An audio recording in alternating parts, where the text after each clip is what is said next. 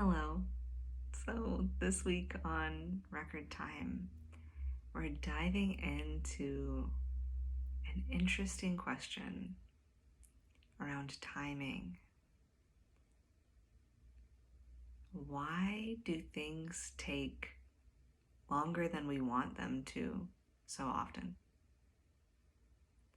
In past episodes and past transmissions, I think I've spoken about how earth magic is slow, and the beauty and the just reality, almost like neutral isness of that. And in this transmission, we're going to explore that a little bit more deeply. Why is it that earth magic is slow? And what I mean by that is, in the timing of the records, it holds all time and all possibilities. So everything has already happened, everything is currently happening, everything that could possibly happen is also occurring. There's like, time is not the same. And you might think too, like, in a different realm, in a different plane, in a lighter, and by lighter I don't mean like better, but something that is less dense, things might be able to move quicker and happen faster, right? In a different, lighter plane, maybe things happen instantaneously. And yet on Earth, that's not really how it tends to work very often. So why is there a difference in the timing of things in different realms, if that's kind of like an idea that you would want to muse on today? And we don't really have to take this super literally, so I invite you to just let your imagination play here. And the records are sharing that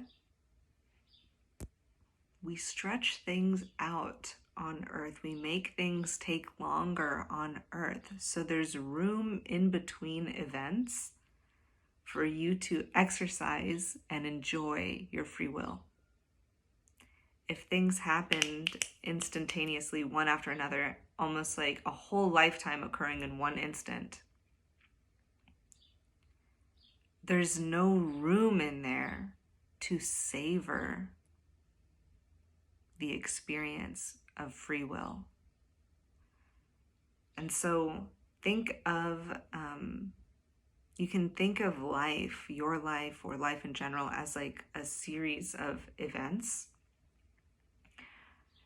And in between those events, there's time, right? We experience time in between major events in our life. And they're saying, if all of those things collapsed, if there wasn't as much time in between, if there was no time in between, we would have no time, no playground to enjoy what it is to have free will in a human experience. And that's a huge piece of why we came here, is to savor the experience of having free will, to have the space in between events to choose how you want to respond to things, to choose how you want to prepare yourself, what you desire, which way you want to orient yourself before the next thing occurs. And in this way, because of the spaciousness that we have on Earth between events, that is the thing that allows you to actually collaborate with the timeline itself. So you can imagine, if there's no time in between events, it's not a timeline. It's just one occurrence where everything happens at a single point. But when you stretch it out, it becomes a timeline. There's space in between the points. And if you think of like a number line, it's 0 and then a gap and then 1 and then a gap and then 2 and then a gap and then 3 and so forth. So in that way, right? The space in between is what makes it a timeline. And what's the point of a timeline instead of just an occurrence, a singular occurrence where everything happens all at once, almost the way it is in the records? What's the benefit? Why do we have timelines on Earth? It's so in between the events, you actually don't know which direction it's going to go. It's not pre-planned out. There is space for you to collaborate creatively with what's happening. Something occurs, and then you are reacting, responding, preparing, engaging your free will in response to that. Right? So it's like something happens and you're reacting to it, right? A point on the timeline. You're in connection with that point. And then there's time in between before the next one. And in that time, you have time to think and to feel and to digest that experience, to connect to your own desire, your own will. What do I want next? What do I want to do with what happened? What do I want to do with what's available to me?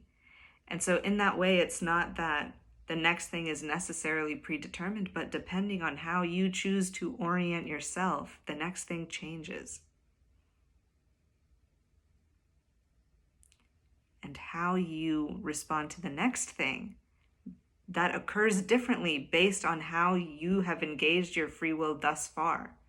In the time preceding the event, what you have done, how you have chosen to exercise your free will changes what happens.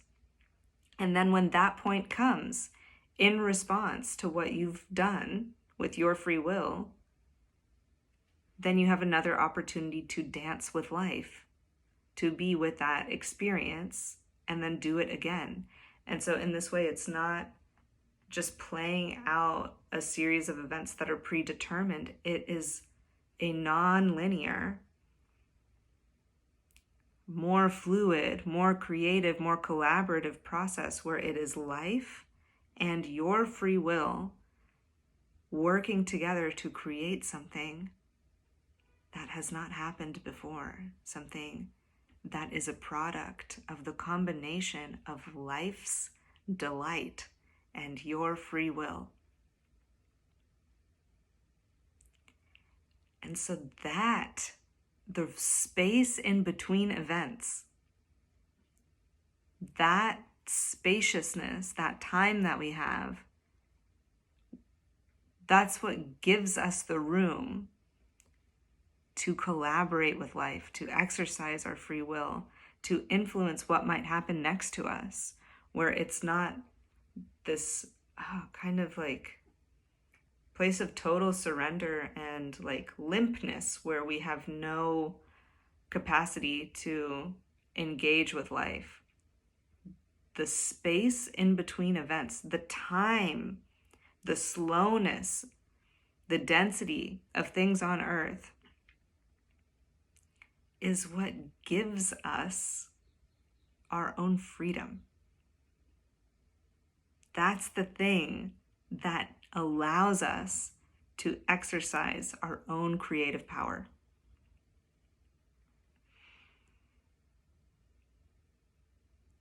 And so that is something to think about when you're noticing, I wish this would happen faster. I wish this would hurry up. I wish I just had that thing. Why is it taking so long?